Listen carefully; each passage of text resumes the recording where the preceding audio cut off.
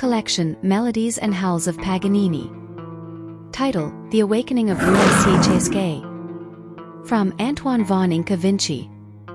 Deep in one of the many villages of Peru, forgotten and sometimes buried in the undergrowth, in a destroyed ancestral castle, there were still signs of what had happened hundreds of years ago.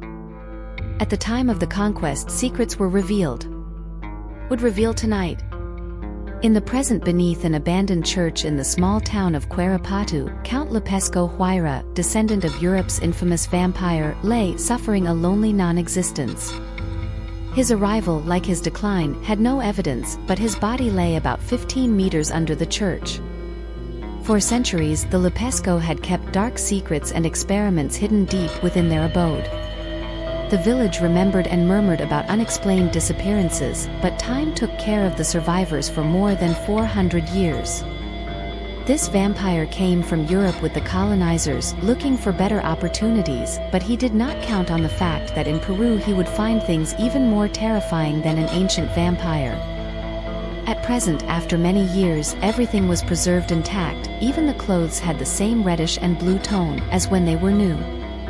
Until one Halloween night, when spirits and demons mix with the world of the living. Under the light of a full moon, lightning struck the castle, unleashing a dark power that had lain dormant for generations. Lupesco Huayra had been working on creating a monstrous creature, before being captured and subdued, a homunculus with the spirit of old bodies, with bleeding welds and even a heart, which contained a dagger. For this he had used the principle of vampire magic, the only one he could use without being discovered. With around 1,000 corpses, I take pieces for this monstrosity. In wartime it was easy to make this type of disappearances. But the current storm changed everything. An unusual tornado storm hit the town, almost deserted of people, which had grown up around the church. It now had around 400 families, a fraction of what used to be a large, vibrant city. Currently, about 160 people lived there, and many houses were empty. The wind howled and the rain fell in waterfalls. It was at that moment that the ancestral mound opened, and the creature that had been named in Lupesco Huayra's dangerous dreams was Runa. He woke up due to the great lightning that fell, penetrating deep to reveal its power.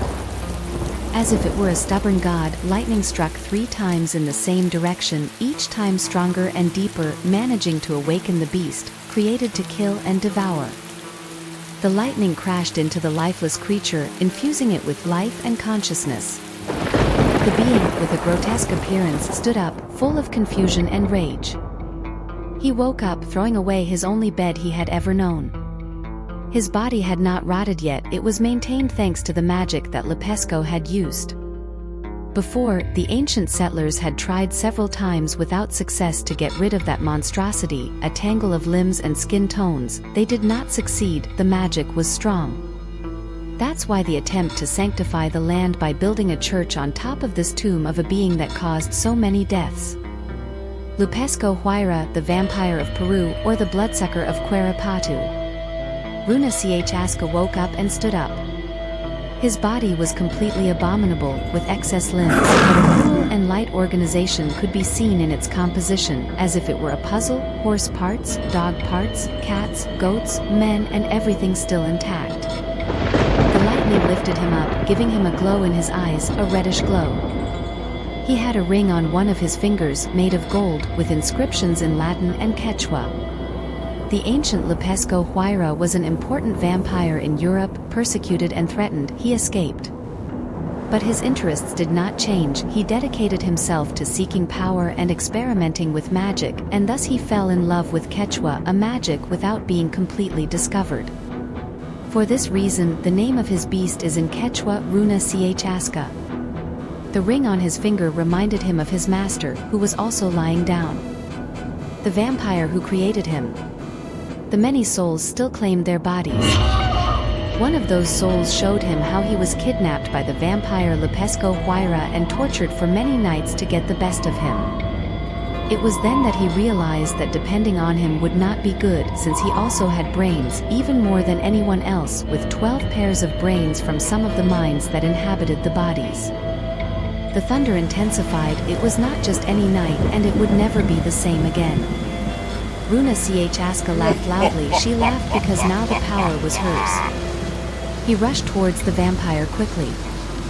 Rain ran down the ground and the hole, although small, gave enough breeze to lift a beast that had been trapped for hundreds of years. When he launched himself, he removed the spell, the magic and the object that had held the vampire Lupesco Huayra completely still. The vampire stood up after that blow. His face, white as slices of cheese, pale and the oldest suit ever seen, full of dust, opened his eyes intensely, and seeing himself in that situation, he only smiled. He was about to say a few words when the beast twice his size grabbed his stone bed and threw it at him. There the fight began, which to the outside sounded like lightning and a small tremor. That the rain was responsible for camouflage. A fight that didn't last long, since they managed to get out. The vampire, with his cunning but still weak, managed to escape to start hunting. On Lupesco Street, proud of himself, he flew to the highest point of the church and stood firmly there. His abrupt wings settled, looking towards the base to see the change. What he didn't count on was that the beast, Runa Aska, would also come out soon. Apparently the church didn't mean as much to him as it did to the vampire, who almost got burned if it weren't for his speed. Seeing themselves at night in such a small city, the beasts took over the town. Perfectly yours. The vampire pounced on many people like an eagle, without being seen, biting with its fangs and sucking every liter of blood. Young people, old people and children could not fight. Although his paleness was a good disguise, he was betrayed again and again. Everything was the same for him, he only sought his pleasure and to recover, to dominate the world, his deepest ambition. For his part, Runa Aska had fun destroying entire houses, chasing the old vampire who transformed him into a monster like no other. Like a dog chasing the seagulls on the beach, he felt either humiliated or very close to grabbing it. On many occasions they met at night, and within an hour they had already wiped out more than 70% of the town. There remained old catacombs and ruins that they had not seen. By fighting fiercely they showed that the beast created with magic had defects, but still much more strength and power than the vampire himself.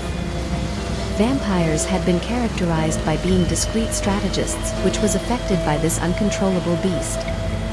Now, with almost the entire town destroyed, they received attacks from armed men, with fire, guns, bars, cars, and everything possible. They fought fiercely, also showing fatigue. They were few people, but they were very strong to be defeated quickly. In the fight, the vampire Lupesco was able to see different people and entities, although in smaller numbers, walk and even fight alongside them, weakly but united. He realized that, a truth he couldn't forget due to its gravity. And he had a kind of feeling like déjà vu. The beast repelled the attacks easily, but they still managed to wound it multiple times. This creature regenerated easily thanks to the influence of the moon and vampire magic.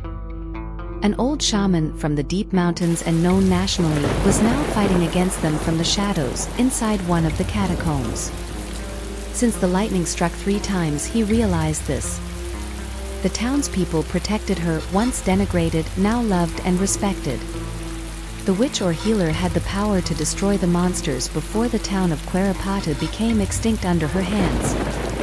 Her name was Nera, the old healer, with more canes than anyone and patched clothing. She did not make anyone suspect her power and connection with other beings. He concocted a plan to call the spirits on his behalf, and Halloween was propitious for it, with so many people wanting and pretending to be monsters. Next to her was a little orphan girl, Ulisa, her granddaughter. 10 men guarded it, and another 15 fought nearby. The fires and power outages favored the monsters that now reigned on the surface. A decaying landscape was taking shape, entire streets destroyed either by collisions or explosions. The uncontrolled beast also knocked down entire houses. The vampire only flew and hunted people, like a sparrow, causing screams and cries to spread.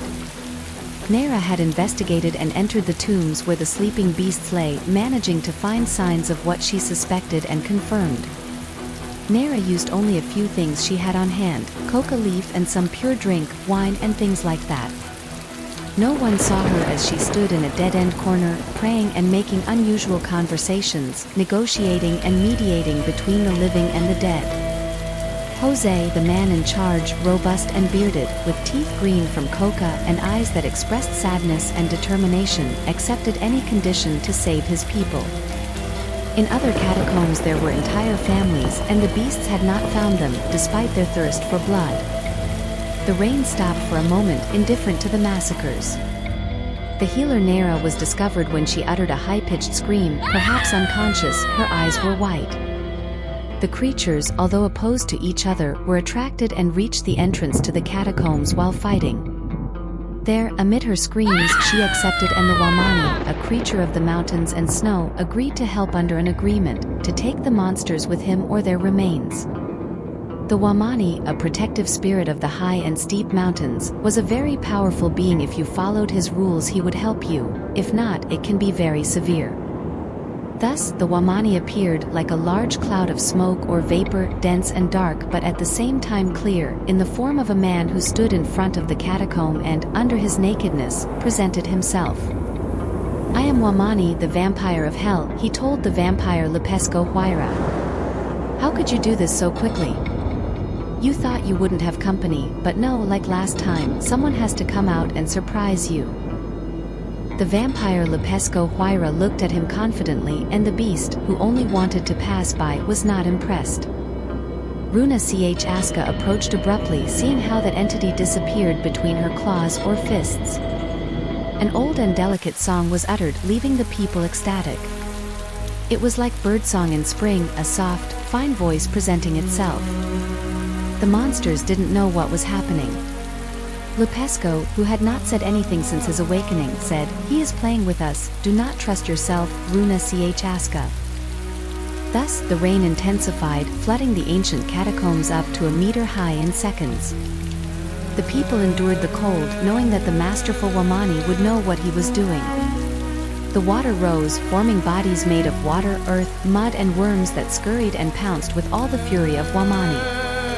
More than 500,000 bodies of water surrounded them, until they could be seen in hills in front and on the sides. Lupesco, seeing himself surrounded in seconds, could not abandon his creation, as he would be defeated more quickly. Lupesco looked coldly at Runa. He understood the look. They approached each other, showing their alliance. The people among the trees, hunters and other people were ecstatic to see such ancient creatures preparing for the fight. More than 500,000 creatures were coming with screams and fury from all sides, running on impassable surfaces. The massacre was taking shape. Lupesco had lost his confidence again, like the last time. He forcibly remembered that this is how they imprisoned him, with spirits, gods or entities, not with weapons. Since he could destroy entire armies in Europe, but not here. The Wamani delivered accurate blows, some were dodged, but others managed to knock down the vampire again and again. Water, mud and stones slid between the fists and claws of the rune beast. Wamani from afar watched as they grew tired of fighting, until he knew it was enough. He decided to approach at high speed and dissect them with his finger. He made all his soldiers fall apart in the water and rain. Left with only 1,000 men. The beast, noticeably terrified, and the vampire Lupesco, still agitated, saw the true face of Wamani, who defeated them without releasing a single blow. That power was much superior and began to consume them from the inside, causing each limb to lose sensitivity, like sculptures. There they were turned into some kind of rock, white in color. Wamani, knowing the powers and weaknesses of these two monsters of the night, decided to steal their souls, not their bodies. Before they reacted, they were already prisoners of Wamani. In a second they appeared in Wamani's old snowy home, without any form, like a passing wind, a traveling whirlwind. There, Wamani's soldiers took them, under his orders. He took them without saying anything to the old woman, keeping his word. The pact had to be obeyed and respected. No one should know of his existence, nor that, under his place of residence, nor that he fought a battle that did not belong to him. The small and now devastated town of Queripatu would have peace again. The healer and her granddaughter would still be the protectors and bridges that we needed to overcome great threats. or at least for another 400 years. END.